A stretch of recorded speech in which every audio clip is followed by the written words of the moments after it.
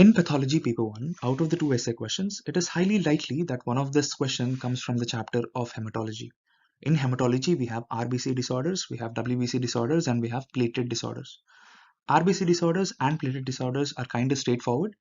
Students usually answer them well, but students have difficulty in answering the questions about leukemia, such as AML, ALL, CML, and CLL.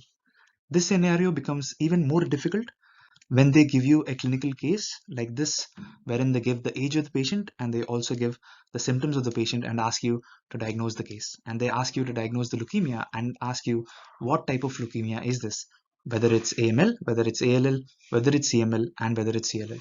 So the aim of this video is to give you guys a little details, not very detailed, but very less details so that you can answer what type of leukemia is this. So study about this leukemia is later in the textbook, but I think it's a good starting point for you before you start leukemia, whether it's AML, whether it's ALL, whether it's CML, or whether it's CLL. So now leukemia, as you guys know, is blood cancer. Blood cancer means there is more proliferation of blood cells, mostly WBC. That is why it is called as leukemia, because leukocytes are increased. But the idea here is there is more proliferation of blood cells. So more proliferation means there is increased division of these blood cells, and the blood cells are dividing so rapidly that ultimately that will cause something called as leukemia. So where is the fault here? The production is the one which is at fault, whereas the production is more and more. So where does normal production of WBC happen? Where the normal production of blood cells happen? They happen inside the bone marrow.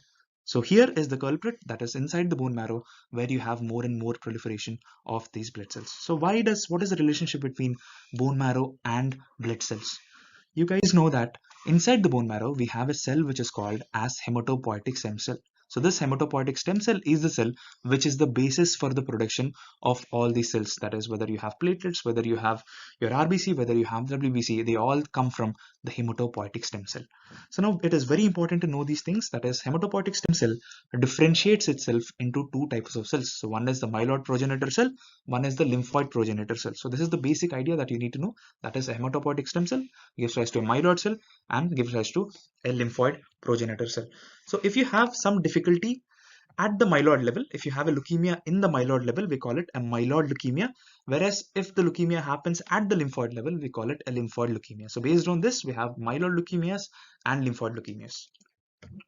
So from the myeloid type, from the myeloid progenitor cell, you have all these cells which come. That is, you have platelets which come from the myeloid cell, you have eosinophils, basophils, and neutrophils which come from the myeloid cells, you have RBC which come from the myeloid cells, and even the monocytes come from the myeloid cells. So all the cells except the lymphocytes, they all come from the myeloid progenitor cell, whereas from the lymphocytes, we get T cells, B cells, and NK cells. So now, very importantly, it just don't happen in this one step, but rather what happens exactly here is a myeloid progenitor cell will give rise to something called as a myeloblast. So we are seeing how a neutrophil is formed.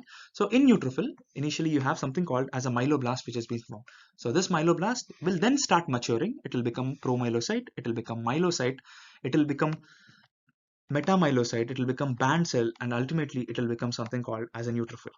So this process in which a precursor cell we'll call it a blast. So a myeloid progenitor cell becomes a myeloblast, and this myeloblast will become a promyelocyte, and this promyelocyte will become myelocyte. So this process is called as maturation. So the formation of neutrophil from a myeloblast is called as maturation. So that is one thing. And one more thing is very important to remember is see the size of this segmented neutrophil and see the size of this myeloblast. Which is bigger? Obviously the myeloblast is bigger. So always remember one more thing is that a mature cell is smaller than the precursor cell. That is, if you take an RBC for example, RBC will be smaller than an erythroblast. So a myeloid progenitor cell will give rise to an erythroblast, and erythroblast will go through several phases similar to this, and ultimately that will give to an RBC. So the precursor cells are usually bigger than the mature cells. So the blast is bigger than the neutrophil. So one principle here to notice, the mature cells are smaller than the precursor. So the blasts are big cells. So now there are two types of leukemias as we talked about earlier. There are acute leukemias, there are chronic leukemias. In acute leukemias you have AML and ALL. In chronic leukemias you have CML and CLL. So now very importantly, this slide is probably the most important slide out of all these slides. But the idea is in acute leukemias there is proliferation without maturity or with very minimal maturity. So what I mean is the blast cells, they are not maturing. They are not maturing to become mature ultimate final product cells, such as if a myeloblast is not becoming a neutrophil, If there is maturation, the maturation is very, very minimal. It is not much. It doesn't become a mature cell. Whereas in chronic leukemia, there is proliferation with maturation as well. So there is maturity in chronic leukemia, whereas in acute leukemia, there is no maturity. And even if the maturity is there, it is very minimal. If I apply this principle here, that is, when a myeloblast, if it is in a case of acute leukemia and acute myeloblastic leukemia, AML, this myeloblast will not mature, and or if it matures, it maybe goes till promyelocyte, but it will never come to this metamyelocyte, band cell, or segmented neutrophil. It stays in the top portion of it, that is, it just stays as myeloblast, or maybe it becomes promyelocyte, but that's it. It doesn't become a neutrophil. Whereas in chronic myeloid leukemia, it can actually go from myeloblast to the segmented neutrophil as well. So that's why in chronic myeloid leukemia, you'll see promyelocytes, you'll see myelocytes, you'll see metamyelocytes, you'll see band forms, and also segmented neutrophils. So you'll see all these things. But in acute leukemias, you won't see all these things. You'll only see the first few things. That is, you see myeloblast and maybe promyelocytes. So no maturation or very minimal maturation is acute leukemias, whereas maturation, proliferation with maturation is actually chronic leukemias. So now that's why the names itself. So AML stands for acute myeloblastic leukemia. Here we are calling it blast because there is no maturation. So acute myeloblastic leukemia. Whereas in ALL we call it acute lymphoblastic leukemia because lymphoblast and myeloblast, they are not maturing. The precursor cells, we call them blast. So they are called as myeloblastic and lymphoblastic. Whereas CML is called as chronic myelogenous leukemia. Whereas CLL is called as chronic lymphocytic leukemia. So you see the difference here in CLL and ALL. In ALL, we're calling it acute lymphoblastic because the lymphoblasts are not developing into lymphocytes, whereas in CLL, we're calling it lymphocytic, just highlighting the importance that in CLL, it is becoming lymphocyte. It is maturing into a normal lymphocyte. So in acute leukemia, we'll talk about acute leukemias first. We'll talk about what happens in ALL. We'll talk about what happens in AML.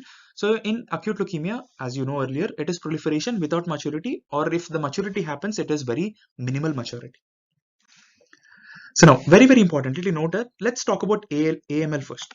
We'll talk about AML first. So what happens in AML? So in AML, what happens is, initially, there is some problem with the myeloid progenitor cell. So myeloid progenitor cell should give rise to normally platelets, some eosinophils, some basophils, erythrocytes, monocytes, and neutrophils. So it is not maturing properly to give rise to all these things. So the patient will have less RBC, less platelets, and less granulocytes, and less monocytes. So all these things will get down. But more importantly, just remember, how is a blast cell? I told you that the size of blast cell is much bigger than the mature cell. So when you have a larger blast cell, so these blast cells are increasing in the bone marrow because they are the ones which are proliferating. So in the bone marrow, what happens is there are complete blasts which are taking over the bone marrow. So when they are taking over the bone marrow, they'll occupy all the space inside the bone marrow. This is even true for ALL. So AML also, you have myeloblasts which are taking over the bone marrow, whereas in ALL, the lymphoblasts are the one which are taking over the bone marrow. So the definition of acute leukemia itself is normal bone marrow, there are normally less than 5% blast, whereas in acute leukemia, there are greater than 20% blasts. So whether it's AML, whether it's ALL, ultimately the blasts are taking over the bone marrow. So there is no space for the other cells to grow. So there are only blasts, there are no other cells. So what happens as a result is there are more. So ultimately what happens is the patient will have decreased amount of other bloodlines. So WBCs have increased, these blast cells are increased. So the patient will have decrease in other things. That is, in acute leukemias, the patient will have very much decreased RBC. So this decreased RBC, what do they lead to? They lead to anemia, they lead to pallor, and they can cause easy fatigability. So easy fatigability because RBC normally carry oxygen. So if you have less RBC, there is less oxygen carrying capacity of blood. So ultimately that person will be very much tired after a simple activity because the person is not getting a lot of oxygen to his tissues. And very, very importantly, even though the WBCs are high, so what type of WBCs are high? The blasts are high. So these blasts are not mature cells. You need mature cells to fight infections. That is the function of WBC, right? Whether it's a neutrophil, whether it's a monocyte, the function of these neutrophil and monocyte is to fight against the bacteria or the other foreign invaders. So here what happens is there are less mature functional WBC. This is very, very important. Even though the total leukocyte count is increased, the mature functional WBC are very much decreased. So when you have decrease in mature functional WBC, what are the symptoms will the patient have? So the patient will have recurrent infections, the patient will have fever. Obviously the person has lost the capability to fight against infections, so the patient will have fever, recurrent respiratory infections. And lastly, the patient will also have less platelets, and especially in acute leukemias, it is very, very important to remember that the platelets will be very much decreased, that is less than 50,000. We call this severe thrombocytopenia, and the patient will have symptoms of severe thrombocytopenia such as bleeding disorders. So there are a lot of bleeding disorders such as petechiae, purpura, epistaxis is where you bleed from the nose, and then also gum bleeds, which will lead to gum swelling later on. So this is an example of how purpura, ecchymosis, and petechiae look. They are nothing but bleeding into the skin and mucous membranes. Depending on the size, we call them petechiae, ecchymosis, or purpura. But the idea here is spontaneous bleeding has happened for the patient in the skin and in the mucous membranes. So this petechiae purpura formation happens when the blood when the blood platelet count is less than 50,000, which is seen with acute leukemias. It is not seen with chronic, so it is very important that we understand that bleeding disorders are more common with acute leukemias, whether it's AML or whether it's ALL. So now in chronic leukemias, what happens is this myeloid, if it is CML, there's something wrong with the myeloid cell, whether it's if it's CLL, it is something wrong with the lymphoid cell. So we call them myeloproliferative disorders if it is something wrong with the myeloid. If more RBCs are produced, we call it polycythemia vera. If more platelets are produced, we call it essential thrombocythemia. If there are more granulocytes which are getting produced, we call it chronic myeloid leukemia or chronic myelogenous leukemia, which is CML. So depending on that, we call it depending on that, but we'll focus on the CML part. That is, the granulocytes are increased in CML, whether it's neutrophil, whether it's basophil, or whether it's eosinophil. Whereas in CLL, which is chronic lymphoid leukemia, chronic lymphocytic leukemia rather, you have a development of normal mature lymphocytes. So now very, very importantly, this chart is the one which gives you the difference between acute leukemia and chronic leukemia. So in acute leukemia, you see severe anemia. So the anemia is seen in both of these things, usually mild in chronic, whereas in acute you see severe anemia. So severe anemia is the anemia is less than 6, whereas in chronic leukemias it can be usually around 7, 8 depending on the severity of the disease itself. So severe anemia in acute leukemias, whereas moderate and mild to moderate anemia in chronic leukemias. And number 2 is fever and recurrent infections are very common with acute leukemia because acute leukemia is proliferation without maturation. So ultimately you don't have mature functional WBC. Even though the WBC count is high, you don't have mature WBC, so they are really not ready to fight against infections. Whereas in chronic leukemia, you usually don't have this problem because there is some maturation which has been happening. There is a lot of maturation happens. Ultimately, you'll get neutrophils as well. So they can actually fight off this infection so that you'll not have recurrent infections with chronic leukemias. And now the most important thing, the second most important thing out of this whole chapter is remember bleeding disorders. So I told you in acute leukemias, the platelets are less than 50,000. Whereas in chronic leukemias, they can be normal, sometimes they're increased, sometimes they can be decreased, but the idea is they don't go below 50,000. Now, I told you before that spontaneous bleeding such as petechiae, purpura, they're all commonly seen when the platelet count is less than 50,000. So less than 50,000 happens only with acute leukemia. It doesn't happen with chronic leukemia. So if it is less than 50,000, it is acute leukemia. So that will lead to the patient having petechiae, purpura, and all that stuff. All right, so we'll just talk about how to approach the questions when the question is given, whether it's AML, ALL, CML, and CLL. So one important thing is you have to know the age of presentation. So that is ALL, which is acute lymphoblastic leukemia, occurs in age group of less than 15, whereas AML happens in an age group about 20 to 50, and then CML happens at an age group of 25 to 50, whereas CLL happens greater than 50. So if you know these age groups, 70% of your answer is finished. ALL less than 15, AML 20 to 50, CML 25 to 50, CLL greater than 50. So there is some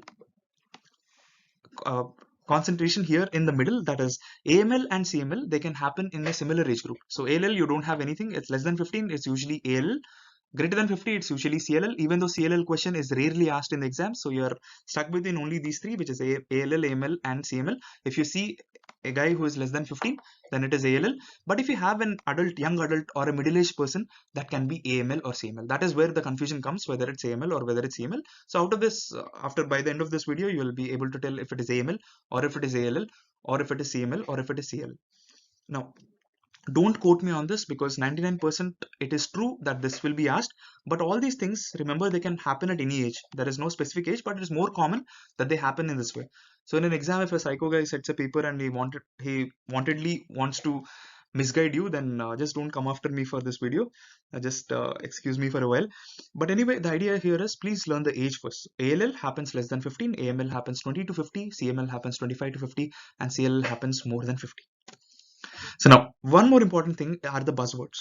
So there are some words which tell you what diagnosis it is. For example, in ALL, you have testicular involvement and CNS. So ALL, testicular involvement and CNS. I like to remember it as testis is called as ball. So balls, right? So that is the layman term for testis. They call it balls. So all ball, right? So they all ball also has ALL in it, right? So all and ball is testis. So testis and CNS are seen with ALL. Whereas in CML, the word that you see is massive splenomegaly. So you see massive splenomegaly because splenomegaly can also happen with the AML and all that stuff. But when you see massive splenomegaly, they'll give you things like dragging sensation in the abdomen. They can give you coastal margin, all these things. So all these things refer to massive splenomegaly, and this is seen with CML. So classically, very classically in CML, if they ask you the question, they'll tell you something about massive splenomegaly. Whereas in ALL, they tell you about, maybe they'll tell you about testicular involvement and CNS involvement, meningeal involvement, all that stuff. Okay, but AML usually they don't give you any buzzword. CLL also they may give you lymphadenopathy, but that is very common with all those things. So based on this, we'll try to come to a diagnosis. We'll try to come to a conclusion of what happens here. So now, the flowchart that you need to know for answering this question is, firstly, confirm if it is leukemia, right? So don't answer RBC disorders or hemostasis disorders as leukemia. So first confirm if it is leukemia. So that is in the question, look for TLC. TLC is total leukocyte count, which is usually greater than 50,000 in leukemias. So if it is greater than 50,000, think about leukemia, or if they don't give you the TLC, based on the symptoms, let's come to the diagnosis if it is leukemia or not. Then look at the age. So if it is leukemia and if you see a 5-year-old, your answer is ALL. If you see leukemia and if you see a person more than 60 years, your answer probably is CLL. But if you see leukemia and if you see adult or a middle-aged person that is 20 to 50 years old, your answer can be either AML or your answer can be CML. So based on this, till here only 99% of your question is done. You already know the answer, but you have to confirm your answer by few things. That is, you just confirm if you get acute leukemia, just confirm if bleeding things have been given. That is petechia, purpura, epistaxis, or any patient has bleeding gums, etc. You have to confirm by doing that. And if it is chronic leukemia, just confirm with the case of splenomegaly. If it is massive splenomegaly, it is probably CML.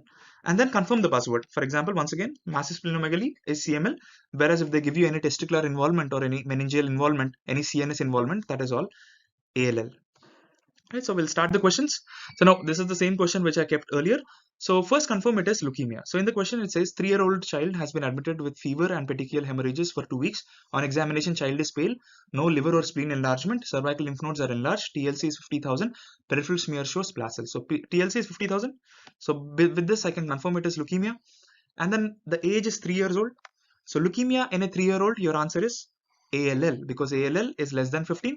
And let's confirm if it is acute or not. So petechial hemorrhages, I told you that petechial bleeding disorders are only seen with acute. So it is confirmed that it is acute. And one more confirmation is here nicely given that peripheral smear shows blast cells. So where do you see blast cells? In acute leukemias, because acute leukemias are proliferation without maturation. Usually there is not a lot of maturation which happens. So you have a lot of blast cells which are there, the precursor cells, this big blast cells which leads to all the problems in the patient.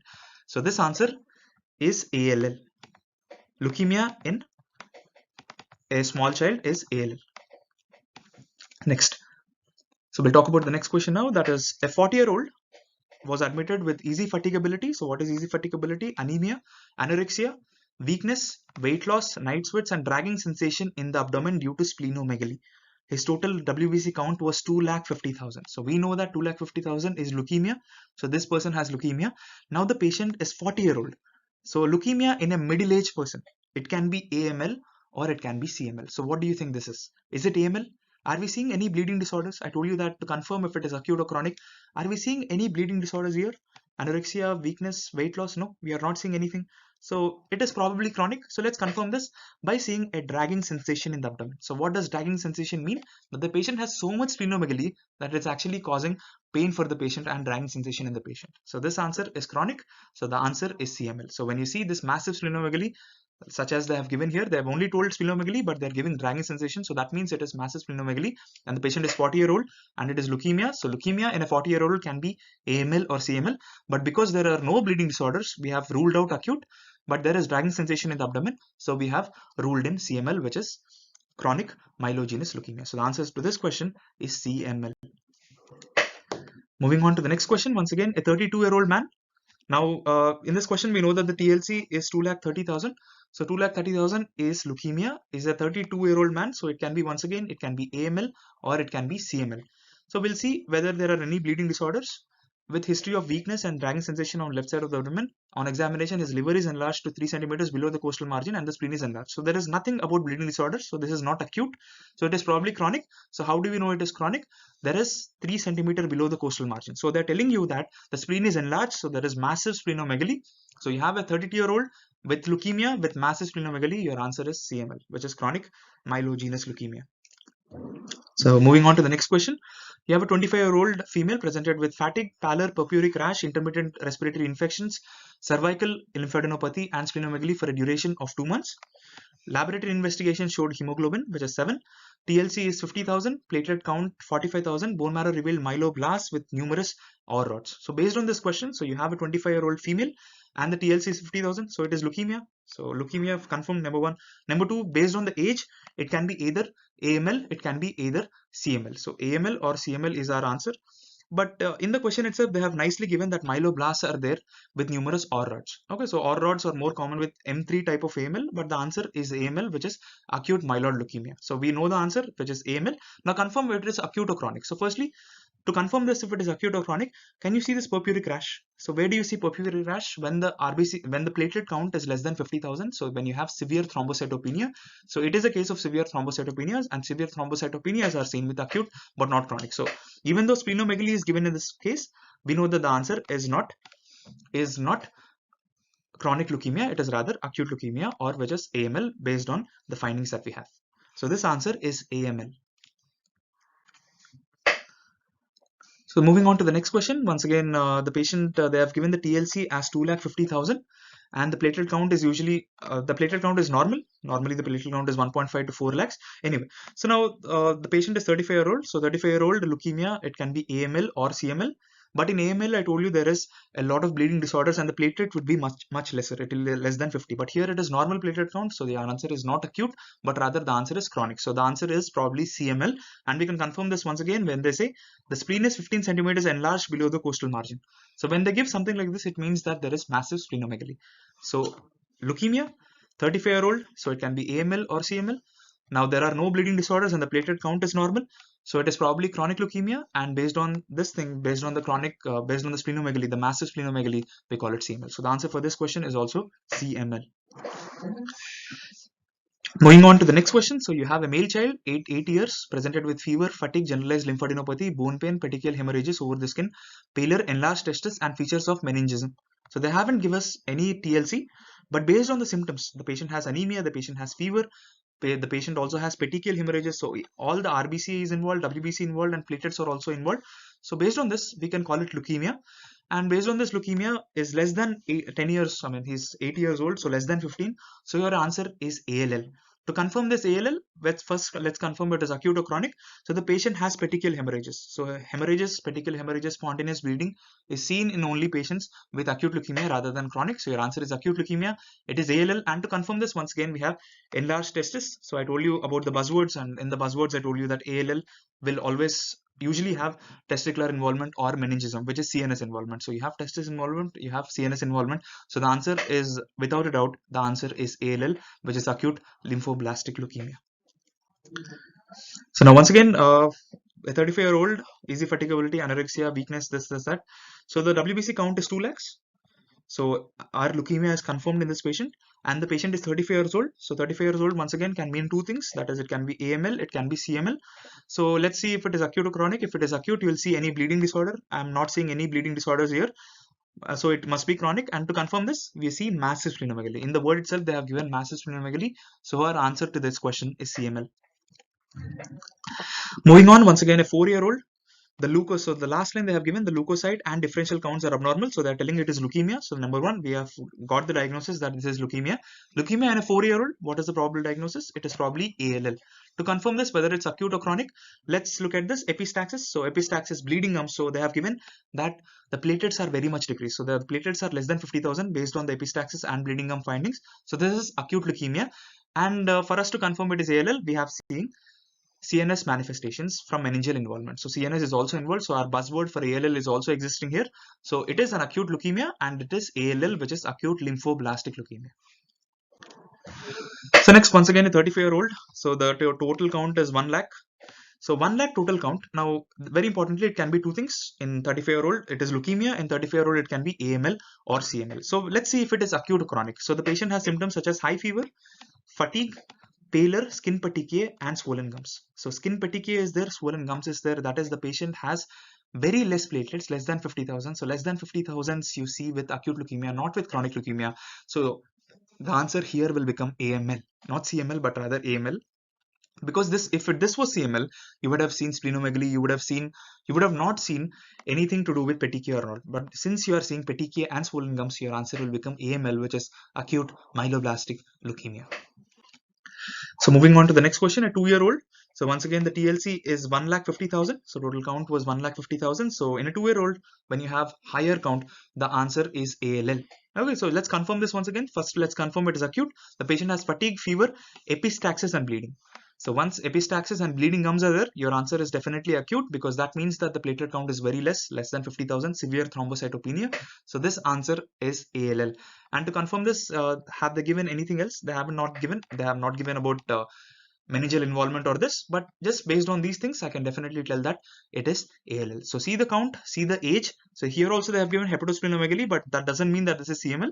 So because all the other things, they don't match, but you have epistaxis and bleeding as well. So this is definitely acute leukemia, and based on the age, it is acute lymphoblastic leukemia. So next question, we'll once again see a 36-year-old female comes with swollen gums. So that is, swollen gums means you have platelets are less. So fatigue means the patient has less RBC, anemia, weight loss. She gives the history of repeated upper respiratory tract infections. That is, the patient doesn't have the ability to fight against infections properly. On examination, pallor, fever, and hepatosplenomegaly are present. So in this patient, they have not given you TLC, but based on the symptoms, you have RBC symptoms, you have WBC symptoms, and you have platelet symptoms. We are talking it as leukemia. So leukemia in a 36-year-old. So leukemia in a 36-year-old can be AML or CML. As we talked about earlier, it can be either acute myeloblastic leukemia or chronic myelogenous leukemia. So AML or CML. So let's confirm if it is acute or chronic. If it is acute, you will see some bleeding disorders. So whereas in chronic, you won't see bleeding disorders. So here we are seeing there are swollen gums. The swollen gums involves that maybe the patient has bleeding gums, because of that they are swollen. And also, very importantly, there is something called as repeated upper respiratory tract infections. So the patient, even though the total leukocyte count is high, the patient is unable to fight infections. And why is the patient unable to fight infections here is that because the answer here is AML, acute myeloblastic leukemia, wherein the myeloblasts are not becoming mature neutrophils. So the patient is unable to fight. So based on all these things, my answer is AML. Even though hepatosplenomegaly is given, that doesn't mean it is CML. I told you massive splenomegaly should be there for CML, and the bleeding disorder should not be there for CML. So based on all these things, the answer here is acute myeloblastic leukemia. And moving on to the next question. So here they have given you that a 30-year-old male patient have come with the moderate anemia, easy fatigability, weakness, weight loss, drying sensation in the abdomen.